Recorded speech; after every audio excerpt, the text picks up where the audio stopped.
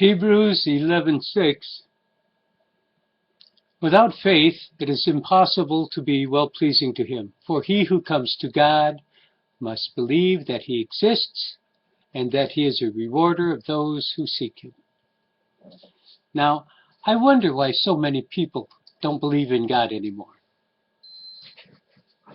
You're not going to come to a relationship with God without believing that he is.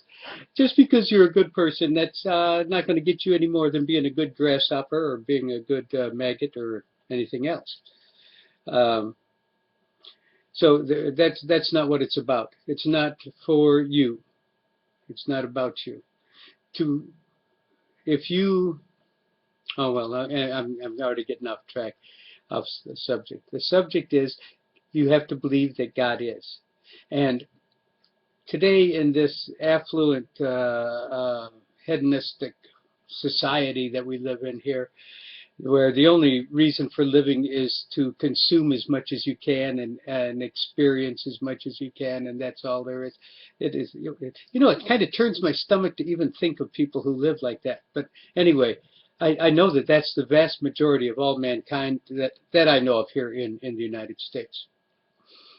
So why don't they believe that God is? I'll tell you. It's because all your priests, preachers, witch doctors, voodoo, whoever, all the people that are talking about God are just talking about the traditions of men. They're talking about what they would like to be God. Mankind, the heart of man is deceitful above all things and desperately wicked. And the heart of man tells man to believe lies instead of truth. Truth is difficult for us to accept because truth is not always pleasing to us. And because we are such selfish creatures, we choose to believe the things that please us. So, to believe that God is. Now, I said in a previous video that, there's some people who think that, well, I'll believe in what I see, And I mentioned how there's all these different forces that are going on constantly that everybody believes in. They're taught by the idiots and the idiotic teachers and the professors and everything in the schools and universities. And so that's accepted. But anything that okay, now I want to get back on this same subject. I'm thinking, okay, now all these priests, preachers, and so forth, whatever they're called, they promote the traditions of men, and the traditions of men are what men like to believe. They gather people to them with itching ears to hear what they want to hear. Like you get a preacher preaching stuff. Hey, I can make you well. I can give you this. You can be rich. You can do all these. Oh, that guy's going to make money. That's here. Look at a rich preacher there, right? Anyway, and so that's the kind of religion that exists because your preachers are animals, human animals, selfish, greedy, arrogant animals, and so they preach to people the things that the people want to hear. Now that has nothing at all to do with truth. And God is a God of truth.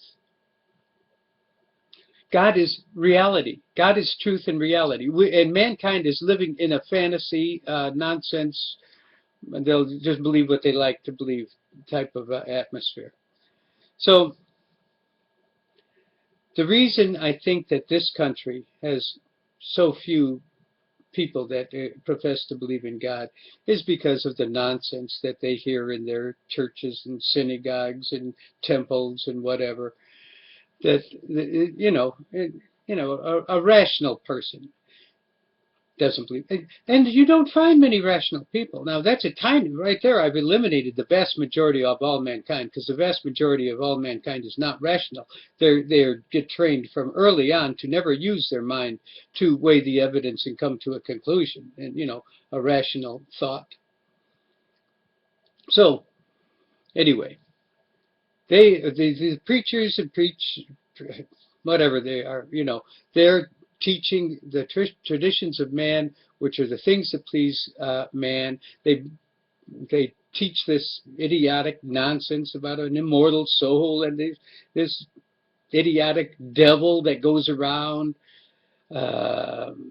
torturing and tempting and all this stuff.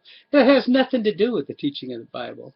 If you want to get truth, throw away all your college textbooks and pick up a Bible. But the thing is, know that this Bible was translated by idiots, and I shouldn't. I'm trying to break myself of calling everybody idiots.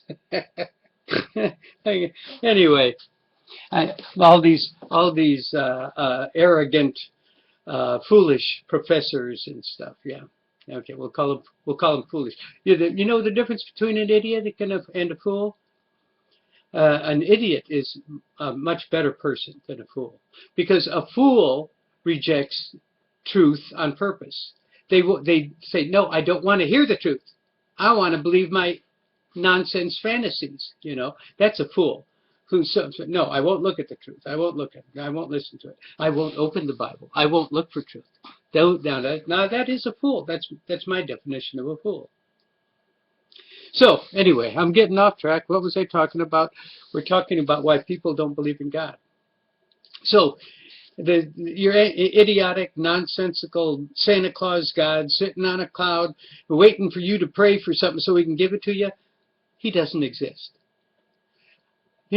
All you parents, I would suggest, don't teach your kids about Santa Claus or Saint Nick or whatever, all these fantasy things that cause him to have a distorted, make-believe view of the world around him. It's very damaging, and it just gets worse the older you get. You get somebody my age that has had all these ideas about immortal soul and hell and devils and disembodied spirits, ghosts, whatever, all this stuff. It gets hard for them to get it out of their mind the older you get.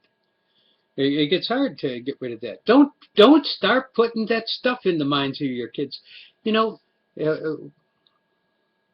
was around at the very beginning of computers, and one of the first acronyms I learned was GIGO, G-I-G-O, and it was an acronym for programmers, meaning garbage in, garbage out.